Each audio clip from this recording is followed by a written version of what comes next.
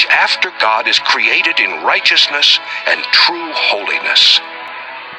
Wherefore, putting away lying, speak every man truth with his neighbor, for we are members one of another.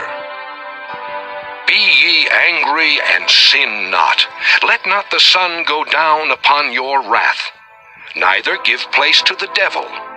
Let him that stole steal no more, but rather let him labor, working with his hands the thing which is good, that he may have to give to him that needeth.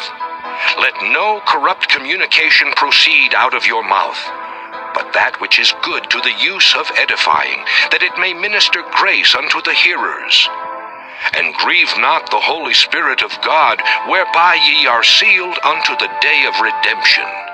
Let all bitterness and wrath and anger and clamor and evil speaking be put away from you with all malice.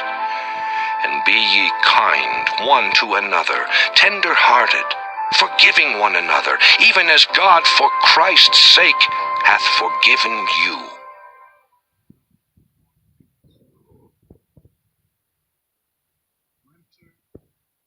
Ephesians 5. Be ye therefore followers of God as dear children, and walk in love as Christ also hath loved us, and hath given himself for us an offering and a sacrifice to God for a sweet-smelling savor. But fornication and all uncleanness or covetousness, let it not be once named among you as becometh saints. Neither filthiness, nor foolish talking, nor jesting, which are not convenient, but rather giving of thanks.